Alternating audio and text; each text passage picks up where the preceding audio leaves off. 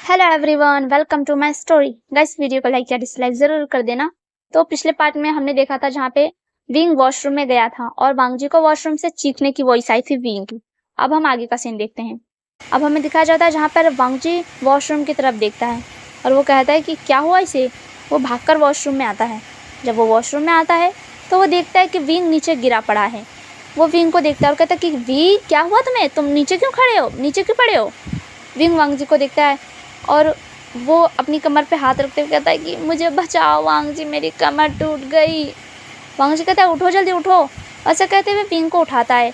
Wing ने अपने waste के अराउंड टॉवल लपेटा हुआ था। वांगजी कहता है कि तुम्हें क्या हुआ, ऐसे कैसे गिर गए तुम नीचे। विंग कहता है कि मैं शावर लेकर बाहर आया और मैं जैसे ही टॉवल लपेट के बाहर जाने लगा, वो चूहा मेरे पैर के ऊपर चढ़ गया और मैं डर के मारे नीचे गिर गया। वांगजी कहता है कि तुम इतने बुद्धू कैसे हो सकते हो, मुझे बताओगे। एक चूहे से कोई डरता है भला, और तुम तो मरमेड हो और तुम जल में रहते हो और वहाँ पे अजीब अजीब जीव जंतु रहते हैं, तुम उनसे तो नहीं डरते, तुम एक चूहे से डर गए। हाँ, क्या है ये विंग। विंग कहते हैं कि तुम पागल इंसान, तुम्हें कुछ पता भी है कितना डर लगता है चूहे से मुझे। वो मेरे पैर पे चढ़ गया था, ऐसे ऐसे लग रहा था, तुम्हें पता भी है। मैं तुम्हारा गला दबा दूंगा, पागल कहीं के, भाग यहाँ से, निकलो। विंग, क्या हुआ तुम्हें, अचानक से इतना गुस्सा क्यों करने लग गए। गुस्सा नहीं करने, क्या हुआ, कमर में दर्द हो रहा है इतनी तेज कि गिर गया मैं, ऊपर से दिमाग खराब कर रहा मेरा। ओह अच्छा, वो मैं भूल गया था, चलो मैं तुम्हें अंदर ले चलता हूँ, चलो। विंग कहता है कि हाँ, चल नहीं पाऊँगा मैं। ओह तो मतलब, विंग कहता उठा के लेके चलो मुझे। ओह उठा के लेके चलो, हाँ मैं उठाता हूँ। ऐसे कहते हुए वांगजी विंग को ब्राइडल स्टाइल में कैरी कर लेता है, जहाँ पे विंग ने उसके नेक पे अपने हाथों को अच्छे से लपेट लिया था और चिल्ला रहा था, उसकी कमर में दर्द हो रहा था। वांगजी उसको ला के बेड पर लेटा देता और कहता है कि मैं तुम्हारे लिए दवाई लेकर आता हूँ। विंग कहता है कि जल्दी लाओ, बहुत दर्द हो रहा है। वांगजी कहता है कि हाँ ला रहा हूँ। वो कहता है कि अच्छा उल्टे हो जाओ, तुम्हारी कमर पर लगानी है ना। विंग कहता है कि हाँ, बहुत दर्द हो रहा है कमर में। वांगजी कहता है ठीक है, उल्टे हो जाओ। विंग उल्टा हो जाता है, जहाँ पे वांगजी उसके जो कमर में पानी था उसे टॉवल की मदद से पोंछता है और उस मलहम को लेकर विंग की कमर पे लगाने लगता है। जहाँ पे विंग चीख रहा था, वांगजी दर्द हो रहा है, नहीं आराम से करो, वैसे कह रहा था। वांगजी आराम से उसको मलहम लगा रहा था। वांगजी जब देखता है ना विंग ऐसे चीख रहा है, और एक तो वो अपने हाथों से मलहम लगा रहा था, फिर वो नोटिस करता है कि विंग की बॉडी कितनी ज़्यादा सॉफ्ट है। वो उसकी बैक को देखता है और विंग कैसे चिल्ला रहा था, वांगजी वो सब देखता है, और उसके बम जो शो हो रहे थे, वांगजी वो सब देखता है। वांगजी कहते नहीं मैं क्या सोच रहा हूँ, हाँ मैं पागल हो गया हूँ क्या। वैसे कहते हैं विंग के कमर में मलहम को लगा रहा था। विंग कहता है कि वांगजी थोड़ा इस तरफ, हाँ इस तरफ लगाओ, हाँ इधर दर्द हो रहा है, अच्छा इस तरफ। विंग कहता है कि हाँ इधर ही, हाँ अब अच्छा लग रहा है, बहुत अच्छा लग रहा है, ऐसे लगाओ, हाँ कितना अच्छा लग रहा है वांगजी, बहुत अच्छा, ऐसे करते रहो। वैसा कहे जा रहा था। और वांगजी वो अपने दिमाग में क्या सोच रहा था, वो विंग के ऊपर है और वो सब कर रहा है, और विंग कह रहा है कि हाँ वांगजी बहुत अच्छा लग रहा है, वांगजी बहुत अच्छा लग रहा है। और वांगजी यही सब सोच रहा था और विंग को देख रहा था, जहाँ पे पता नहीं उसे क्या हो जाता है। अचानक से वो विंग के बैक पे मलहम को लगाते लगाते अचानक से उसके बैक पर एक सॉफ्ट सा किस कर देता है। विंग शॉक, विंग की बॉडी फ्रीज हो जाती है, वो अचानक से पलट जाता है और वांगजी की तरफ देखता है और कहता है कि क्या कर रहे थे तुम यहाँ। वांगजी विंग की तरफ देखता है, जिसकी आईज बहुत ज़्यादा रेड सी लग रही थी। विंग कहता है कि क्या कर रहे थे तुम अभी ये। वांगजी कहता है कि मैं मलहम लगा रहा था। विंग कहता नहीं तुम कुछ और भी किया तुमने भी। वांगजी कहता है कि क्या किया मैंने, हाँ। विंग कहता है कि तुम कुछ कर रहे थे, तुम दूर रहो मुझसे। वांगजी उसके करीब आते हुए कहता है कि दूर रहूं, लेकिन मुझे लगता है कि तुम मुझे सीड्यूस कर रहे हो, तुम ऐसी आवाज़ें निकाल रहे हो और ऐसे तुम मेरे सामने हाफ नेकेड हो, तो तुम्हें पता है ना, मतलब मेरा शेर जाग जाता है इससे, तो तुम्हें इस बात की खबर होनी चाहिए ना। तुम वॉशरूम में गिर गए, चीखा, मैं गया और तुम मुझे कहते हो कि उठाओ, मुझे बेड पे ला के सुलाओ, और फिर उसके बाद कहते हो मुझे मलहम लगा के दो। तो मतलब ये सब मैं करूँगा एक ब्यूटीफुल से इंसान के साथ, तो फिर तुम्हें पता है ना क्या होता है? विंग कहता है कि तुम इतने गंदे कैसे हो सकते हो? कोई तुमसे हेल्प मांगेगा, इसका मतलब तुम उसका ऐसे फ़ायदा उठाओगे? वांग जी कहता है कि किसी का नहीं विंग, तुम्हारा बस। विंग तुम बहुत ब्यूटीफुल हो वैसे, देखो तुम्हारे निपल्स कितने रेड है। हाँ, ये कितने ज़्यादा टेम्पटिंग लग रहे हैं। और तुम्हारे लिप्स, तुम्हारे चिक्स, मुझे इन पर बाइट करने का मन कर रहा है। तुम ये क्या बोल रहे हो? वांग जी कहता है कि हाँ, वैसे भी कल तुम अपना मोती लेकर चले जाओगे। और तुम्हें पता है ना, एक बार मैं कितना एक्साइटेड हो गया था तुम्हें देखकर। मेरी वो चाह तो रह ही जाएगी भी। कम ऑन, चलो ना कुछ करते हैं आज। वैसे भी तुम कल मोती भी ले लेना, चले भी जाना, और आज सब कुछ हो जाएगा हमारे बीच। विंग कहता है तुम पागल हो गए हो क्या? नहीं नहीं, बिल्कुल भी नहीं। विंग उसके आंखों को देखता जो कि रेड थी, ऐसा लग रहा था वो किसी नशे में पहुंच गया हो। विंग कहता है कि वांग जी, क्या तुमने ड्रिंक की है? वांग जी कहता है कि नहीं तो। नशा हो गया है विंग, बस तुम्हारा, बहुत तगड़ा वाला। विंग के बॉडी से एक फ्रेगनेंस आ रही थी, जिससे ना वांग जी जो है ना अनकंट्रोल हो गया था। और विंग वांग जी को देखता है, वो कुछ देर सोचता है और फिर एक चुटकी बजाता है, जिसके बाद वांग जी थोड़ा अपने सिर को झटकता है और उसकी आइज़ नॉर्मल हो जाती है। विंग शॉक था ये देखकर कि अचानक से वांग जी की आइज़ रेड कैसे हुई और अब नॉर्मल भी हो गई। वांग जी विंग को देखता है और ख़ुद को देखता है, वो बेड पे था और विंग भी बेड पे बैठा हुआ था। और वो विंग को ऐसे देखता है, कहता है कि ऐसे तुम यहाँ पे क्या कर रहे हो बेड पे? हाँ, कपड़े कहाँ हैं तुम्हारे? हाँ, तुम तो इलाके मुझे बेड पे रखे थे, तुम्हें याद नहीं है? मैं गिर गया था वॉशरूम में। वांग जी याद करता है तो उसे याद आता, हाँ वही तो विंग को बेड पर लेकर आया था। वो कहते कि हो, कपड़े पहनो जल्दी से जल्दी। अभी मैं क्या कर रहा था वैसे? वो याद करने की कोशिश करता है। विंग कहते कि नहीं नहीं, कुछ नहीं, बस ऐसे ही। ओह अच्छा, तो तुम ऐसे नेकेड बॉडी के साथ क्यों खड़े हो? जाओ जल्दी जाके कपड़े पहनो अपने, मैंने डिनर ऑर्डर कर लिया और आके डिनर करो। विंग कहता है कि हाँ मैं जा रहा हूँ। ऐसे कहते हुए विंग अपने कपड़ों को लेकर वापस से वॉशरूम में आता है और वो कपड़े पहनते हुए वांग जी की आंखों के बारे में सोचने लगता है कि अचानक से उसकी आंखें चेंज कैसे हो गई, उसकी वॉइस चेंज हो गई और वो अजीब ही लग रहा था थोड़ा। वैसे कहते हुए अपने क्लोथ्स को पहनता है। वांग जी बाहर से आवाज़ देता है, विंग खाना रेडी है, आ जाओ खाना खाने। विंग कहते कि हाँ आ रहा हूँ। वैसे कहते हुए वांग जी के पास जाता है, दोनों बैठ कर अच्छे से डिनर करते हैं। वांग जी कहता है कि ठीक है अब हम सो जाते हैं। ऐसा कहते हुए वो बेड पर लेट जाता जाकर। वांग जी कहता है कि तुम उस तरफ लेट जाओ, बहुत बड़ा बेड है तो हम दोनों सो जाएंगे इसमें।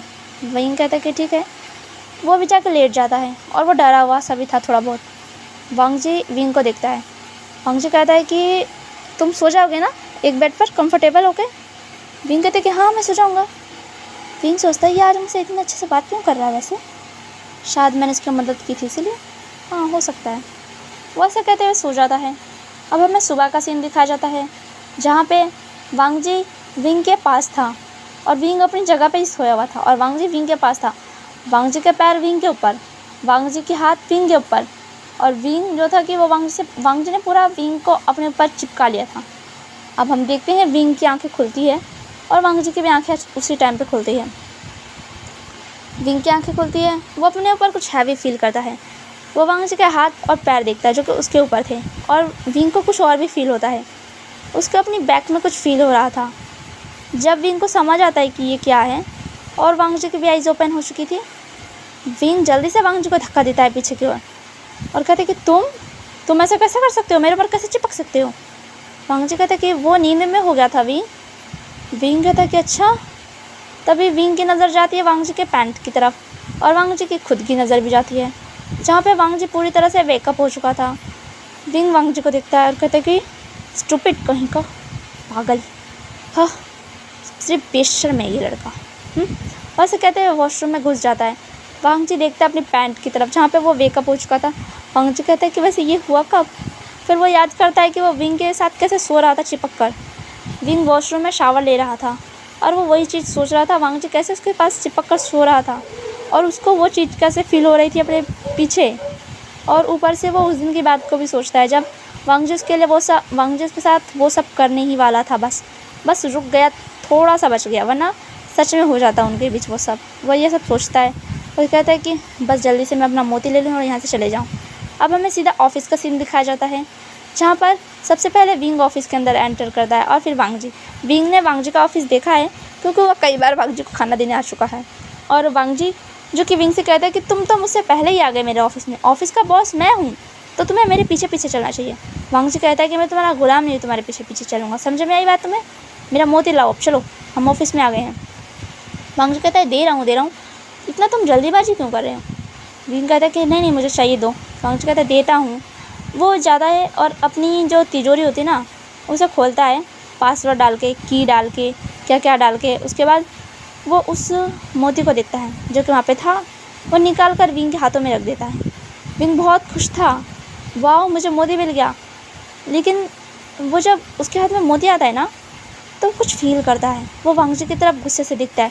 उसके फेस के एक्सप्रेशन ऐसे थे जैसे कि बहुत गुस्सा आ रहा था विंग को। वांगजी कहता है कि क्या हुआ विंग, मोती तो मिल गया ना तुम्हें तुम्हारा? विंग कहता है क्या कहा तुमने? तुम मुझे बेवकूफ़ समझते हो? ये तुम नकली मोती देकर तुम कहते हो कि तुमने मुझे मोती दे दिया, ये नकली मोती है। वांगजी कहता है क्या मतलब है? विंग कहता है देखो ऐसे ये नकली मोती है, मुझे कोई पावर्स फील नहीं हो रही, ये बिल्कुल नकली है। वांगजी कहता है नहीं ऐसा नहीं हो सकता, मेरी तिजोरी कोई नहीं खोलता, वो मेरी सीक्रेट है, और ये कैसे नकली हो सकता है? नहीं, मैंने अपने हाथों से जैसे रखा था ये वैसे ही वहाँ रखा हुआ था। विंग उसका कॉलर पकड़ते हुए कहता है कि अगर तुम्हें नहीं देना है तो साफ साफ मना कर दो, मुझे पागल बनाने की ज़रूरत नहीं है, तुम लालची हो, मुझे यह बात तो समझ आ गई है, तुम देना नहीं चाहते मेरा मोती। वांगजी कहता है विंग ऐसी बात नहीं है, छोड़ो मेरा कॉलर, मैंने यहीं पर मोती रखा था और ये मोती कहाँ से आया मुझे नहीं पता। विंग कहता है कि मैं तुम्हें मार डालूँगा यहीं पे। वांगजी कहता है कि रिलैक्स हो जाओ, सीसीटीवी, मैं सीसीटीवी चेक करता हूँ, वहाँ पे ज़रूर कुछ ना कुछ होगा, जो भी आया होगा उसके बारे में रिकॉर्ड हुआ होगा वहाँ पर। वो सीसीटीवी फुटेज निकालता है जहाँ पे सब कुछ ब्लैक था। विंग कहता है कि कहाँ है तुम्हारा सीसीटीवी फुटेज? वांगजी कहता है 1 मिनट रुको, वो बहुत शातिर चोर है, मतलब उसे पता है कि ऑफिस में सीसीटीवी लगे हुए, लेकिन मैंने कुछ सीक्रेट कैमरास भी लगा रखे हैं छोटे छोटे, हम उसे चेक करेंगे। उसके बाद वांगजी अपने लैपटॉप में एक पर्सनल फाइल ओपन करता है।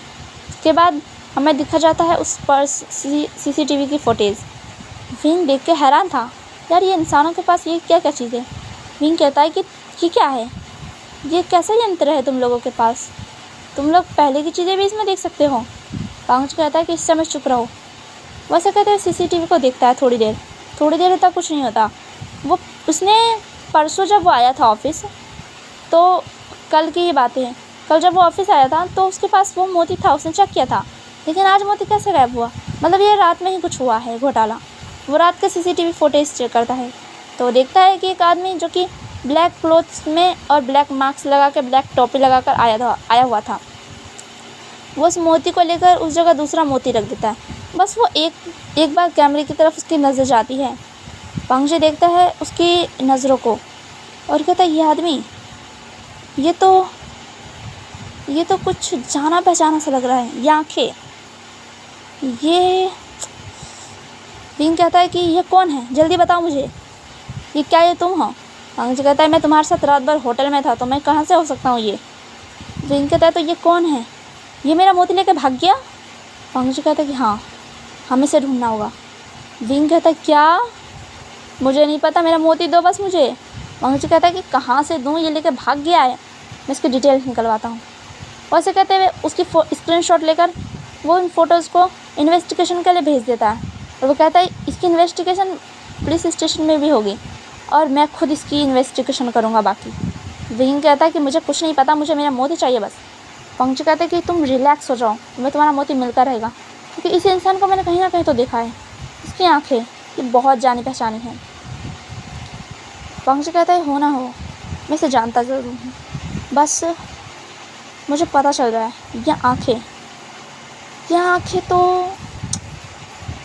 तो वैन चाओ से मिलती जुलती हैं।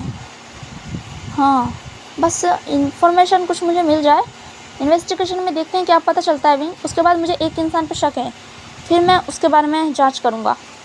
विंग कहता है जो करना जल्दी करो, बस मुझे मेरा मोती चाहिए। वांगजी कहता है कि हाँ तुम्हें तुम्हारा मोती मिल जाएगा, लेकिन वहाँ मैं इतना श्योर नहीं हूँ कि उनके पास होगा, हमें भी ढूंढना पड़ेगा।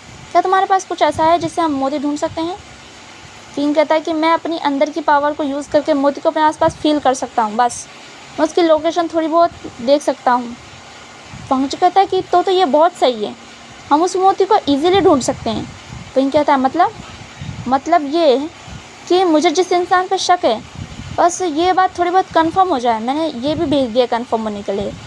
अगर वो कंफर्म हो गई वो बात तो हम उस इंसान के पास जाएंगे, जिसके बाद तुम अपनी शक्तियों से उसको फील करने की कोशिश करना। अगर वो मोती फील हुआ इसका मतलब है कि वो उसी इंसान के पास है, और वो उस इंसान को वो मोती किस लिए चाहिए ये मुझे नहीं पता, लेकिन वो जो भी कर रहा है वो बहुत ख़तरनाक चीज़ करने वाला है उस मोती के साथ, ये मैं ज़रूर जानता हूँ। विंग कहता है तुम क्या क्या कह रहे हो, मुझे कुछ समझ नहीं आ रहा। पंकज कहता है बस धीरे धीरे इंतज़ार करो, सब समझ आएगा तुम्हें। वो ऐसा कहता है और कहता है हमें जल्दी से ढूंढना होगा। विंग कहता है कि हाँ मुझे चाहिए, क्योंकि वो जल्दी। पंकज कहता है कि ठीक है। वो ऐसा कहते हैं वो दोनों मोती ढूंढने के लिए लग जाते हैं। अब हमें दिखाया जाता है नाइट का सीन, जहाँ पे ये दोनों घर आते हैं। घर आने के बाद तो इनकी बाट लगने ही वाली थी। अंकल कुरैन जो कि गुस्से से सोफे पर बैठे हुए थे। वांग जी जैसे ही घर आता है विंग के साथ, अंकल कहते हैं कि बाहर निकलो, बाहर निकल जाओ यहाँ से। वांग जी कहता है कि क्या हुआ अंकल। अंकल कहता है कि तुमने मेरी नाक कटवा दी वांग जी, तुमने मिस्टर जिन की बेटी को इतना हर्ट किया, तुमने हमारी इंसल्ट करवा दी।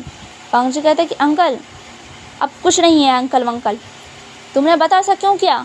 और विंग तुम भी इसका साथ दे रहे थे। विंग कहता है कि वो अंकल वो क्या है ना कि वांग जी विंग को अपने पीछे करते हुए कहता है कि अंकल विंग की कोई गलती नहीं है, मैंने ही उससे ये सारी चीज़ें करने को कही थी, ये सारी गलती मेरी है, और मैंने ये ऐसा इसलिए किया क्योंकि मैं उसे पसंद नहीं करता हूँ अंकल। अगर जिस रिश्ते में प्यार ही ना हो उस रिश्ते का रहकर क्या फ़ायदा कि वो लड़की भी मेरे साथ दुखी रहे। अंकल कुरैन कहते कि क्या मतलब है तुम्हारा, क्या तुम्हें वो पसंद नहीं थी। वांग जी कहता कि नहीं वो मुझे पसंद नहीं थी, इसलिए मैंने उसे साफ साफ मना कर दिया था कि वो बार बार हर्ट ना हो, और मैंने इसमें बस थोड़ी सी विंग की मदद ली और कुछ नहीं। वह से कहते हुए विंग का हाथ पकड़ता है और अपने रूम की ओर जाने लगता है। अंकल कहते ये लड़का भी ना, मैं इसका क्या करूं। वांग जी तुम मेरी बात सुनते क्यों नहीं हो, तुम कब शादी करोगे। हाँ वांग जी कहता है कि कर लूँगा मैं, बस कोई पसंद आ जाएगा तो उसी से कर लूँगा, और जब तक नहीं आता तब तक आपको वेट करना होगा। वैसा कहते हुए विंग से कहता है कि जल्दी चलो मेरे साथ, मुझे तुमसे कुछ काम है। वैसा कहते हुए विंग को अपने कमरे में लेकर आता है और कहता है उससे कि देखो जो भी वहाँ पे हुआ अंकल को कुछ पता नहीं चलना चाहिए, ठीक है, कि ये दोनों हमारा प्लान था। अगर तुमने ऐसा कहा ना तो मेरे अंकल भले मुझ पर गुस्सा हो जाए, लेकिन वो चलेगा, वो मान जाएंगे, लेकिन अगर तुम पे गुस्सा हो गए ना तो मुझे नहीं पता फिर क्या होगा, क्योंकि शायद वो तुम्हें हमारे घर से निकाल दे तो तुम्हारे लिए अच्छा नहीं होगा। तुम्हें जितने दिन अब मोती खोया है तो उसे ढूंढने में टाइम भी लगेगा, और जब तक मोती नहीं मिल जाता तब तक तुम्हें यहीं रहना होगा मेरे साथ। अगर तुम उससे पहले तुम्हें भगा दिया अगर अंकल ने तो फिर क्या होगा, मोती ढूंढना बहुत मुश्किल हो जाएगा और तुम रहोगे भी कहाँ।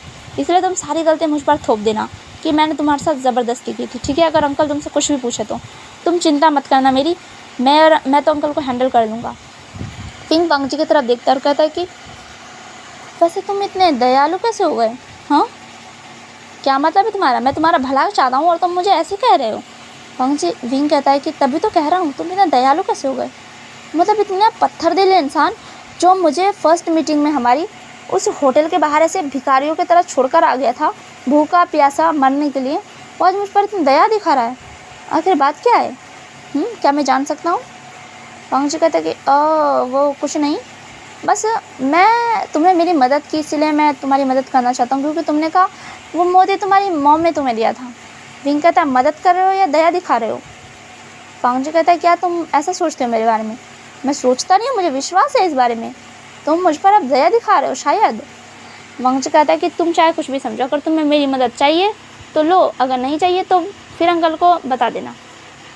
विंग कहते क्या अंकल को बता देना, वैसे भी तुमने मेरे साथ ज़बरदस्ती बुलवाया था, वो सारी चीज़ ज़बरदस्ती करवाई थी मोती का बहाना लेकर। वांग जी कहता है क्या, उल्टा चोर कोतवाल को डांटे, मतलब क्या है तुम्हें मैं कहाँ से चोर सकता हूँ। तुमने चोरी किया मेरी मोती की और तुम मेरा मोती मुझे लौटा कर दोगे, वरना मैं तुम्हारा ज़िंदगी हराम कर दूँगा और उस म्यां से सच में तुम्हारी शादी फिक्स करवा कर ही रहूँगा। जो चीज़ मैंने एक बार ठान ली उसे मैं पूरा कर कर रहूँगा। वैसा वांग जी की तरफ उंगली करते हुए कह रहा था, वो आगे आगे जा रहा था, वांग जी पीछे पीछे हो रहा था। ऐसे करते हुए वो दोनों दीवार पे बिल्कुल आके टिक जाता है वांग जी। और विंग उसके सामने खड़ा होकर भाषण सुना रहा था। वांगजू उसको देख रहा था कि वो कैसे भाषण सुना रहा है उसे। वांगजू उसकी कमर पकड़ता है और उसको बॉल पर पुश करता है और अपने हाथों को उसके ऊपर रखता है और उसकी चिन को पकड़ते हुए कहता है कि तुम कुछ ज़्यादा ही नहीं बोलते, तुम बहुत ज़्यादा ही फड़फड़ाते हो, तुम्हारी बोलती बंद करनी पड़ेगी। विंग कहता है कि तुम छोड़ो मुझे। विंग ऐसा कहता है, लेकिन वांगजू उसके लिप्स पर एक सॉफ्ट सा किस कर देता है और कहता है कि बस तुम मुझे मेरी पेमेंट दे देना, ये वाली, मैं तुम्हारा सारा काम कर दूंगा बहुत जल्दी। तुम अगर मेरी पेमेंट जितनी बढ़ाओगे मैं उतना जल्दी काम करूँगा, अगर तुम मेरी पेमेंट नहीं बढ़ाओगे तो मैं नहीं करूँगा। विंग कहता है कौन सी पेमेंट? वांगजू उसके लिप्स पर फिर से सॉफ्टली किस करते हुए कहता है ऐसी पेमेंट, ये वाली। मुझे भी तो कुछ चाहिए ना, हाँ बताओ। विंग कहता है मैं तो तुम्हें सही समझ रहा था, मेरे को लगा था तुम सही हो गए, लेकिन तुम तो वैसे के वैसे ही रुको तो मैं तुम्हें मार डालूंगा, वैसा कह रहा था। वांगजू जाता है वॉशरूम में और वॉशरूम का डोर बंद कर देता है। विंग कहता है कि हाँ, इस लड़के का मैं क्या करूँ। ऐसा कहते हुए वो अपने कमरे की ओर जा रहा था और वो अपने कमरे में आ जाता है और कहते कि पता नहीं क्या होगा अब आगे, ये लोग भी ना पता नहीं मेरा दिमाग ख़राब करते हैं। हाँ, मैं इसका क्या करूँ, मुझे बहुत गुस्सा आ रहा है अब। वो मेरे लिप्स पर कैसे किस कर सकता है, वो भी 1 बार नहीं 2 बार। हाँ, मेरा फर्स्ट किस चुरा लिया उस लड़के ने।